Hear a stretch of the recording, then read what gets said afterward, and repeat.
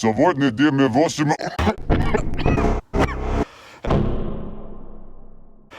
Hello, my boils, my ghouls, and my zools. So today, we are looking at a decked-out Ukrainian Alpha rifle. We got parts from Crook, we got parts from Strela, and we got a little Bulgarian guy back here. So let's take a look at what we got. So today, we are looking at what could probably closest be described as a Ukrainian Alpha rifle. So let's go through this guy real quick. So starting from the back, let's get this out of the way because this is not Ukrainian. This is a Bulgarian bifolder, actually. I was able to find one of these. Unfortunately, I missed the last drop of Crook stock, so had to go with this guy. We are rocking a TDI Arms grip, favorite polymer grip as usual. And here, let me flip this guy over so you can take a look at this really interesting optics mount. So that guy bolts right in there, and you're gonna have to use Allen keys to get it off. This thing is extremely stable. Look how thick that all is. And it's surprisingly not too heavy. Now moving down here, we got an extended charging handle from Strela. You might notice it looks very similar to the Zentico. That's because it's probably from the same factory in China, let's get real. But if it's not, then, well, I guess it's Ukrainian produced, but it's pretty much exactly the same as the Zentico. You can actually see the mountings are exactly the same. Thing looks exactly the same 100%. So moving down the barrel, we got a TDI Arms hand stop on a Crook full-length OD green handguard, full M-lock. And to match the Holosun optic, got a Holosun laser up here. This is an LS221G. That's a green visible laser and IR laser. And that's just a surefire mount for my O-light. And the last thing we have done, we got this guy that's a little hard to miss. That is a Strela compensator. Big old bullnose boy.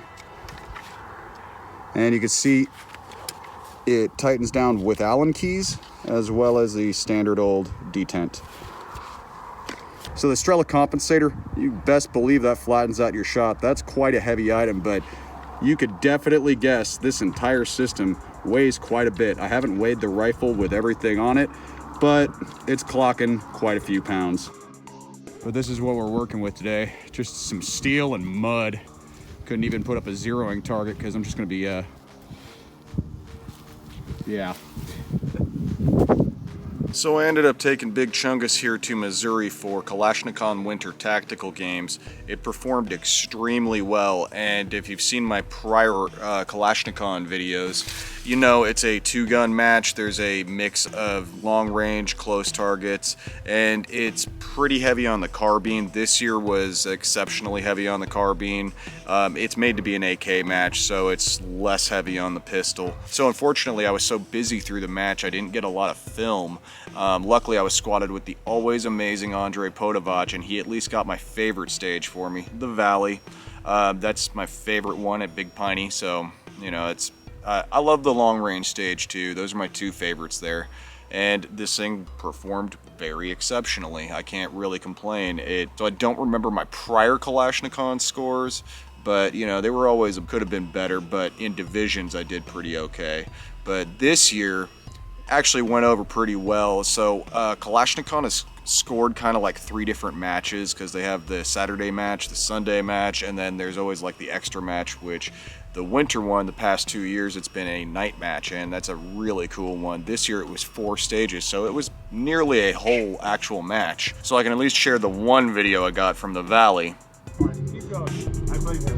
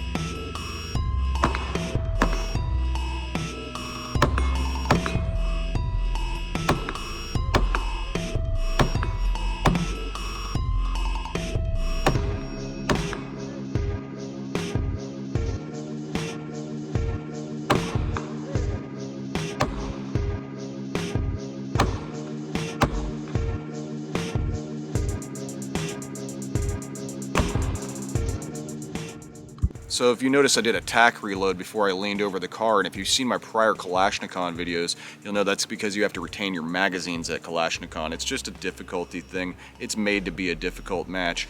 And it is a little bit of a slower reload with this thing because of the weight. So since I wasn't able to get a ton of this guy at Kalashnikon,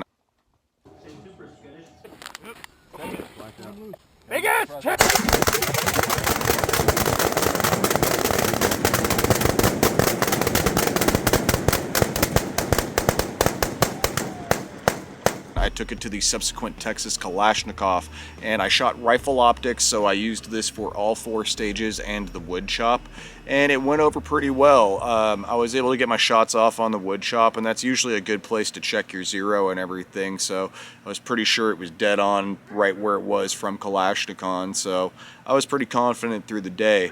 And you know, there wasn't really any reason to reload. Yeah, there was no reloads through the day, and really the whole day was slinging the rifle around and actually having to, you know, do low ready draws. So it was actually a good test with the weight. So first stage went over pretty well. Kind of a typical Texas Kalashnikov style stage. Had some targets on the left, targets on the right. You had to move shooting and make it to the square, shoot the water bottle at the end. Pretty simple.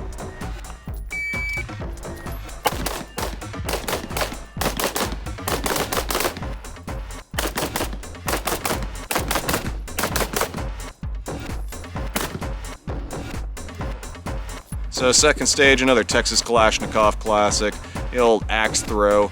Went over pretty well. What was this one called? Fang Fang Loves Fart Boy. You know, he's making fun of the old fucking Chinese balloon shit. So, you know, there was a balloon there you had to hit, and, you know, just fun little Texas Kalashnikov thing.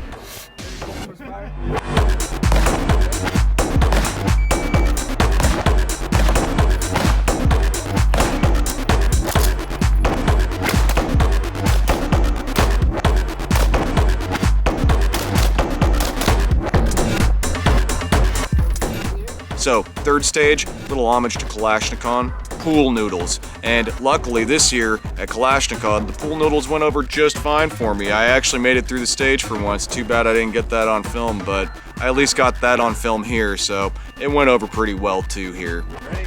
Stand by.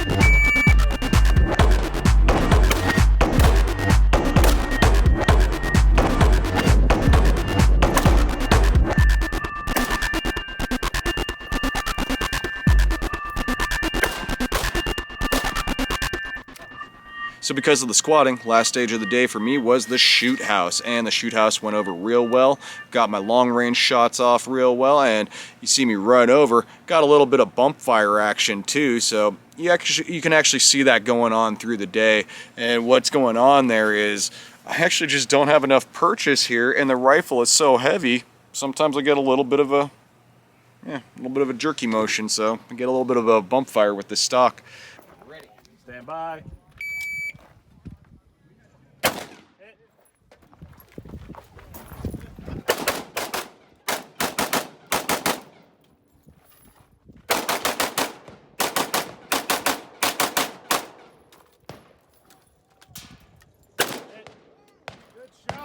I shot rifle optics, so, you know, didn't do the 2 Gucci for 1 gun or anything. I just shot this the entire time and was able to walk away with 5th for the day overall and 3rd in my division, so not too shabby.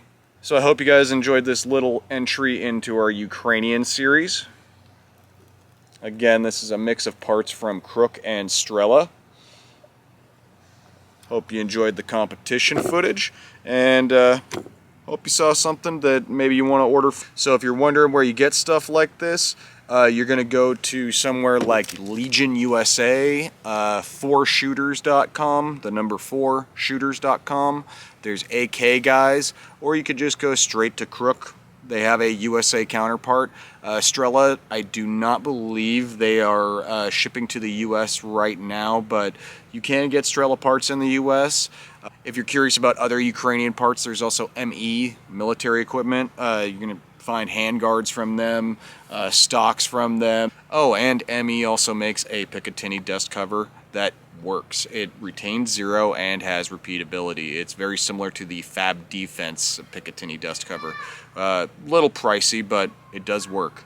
So I gotta say before we go, it is January 2023 and we got the brace rule this week. There's a lot of panic. There's a lot of crazy shit on YouTube. And you know, that's just antithetical to here. So I just want to remind y'all folks, stay safe, have fun, do stupid, like be goddamn silly.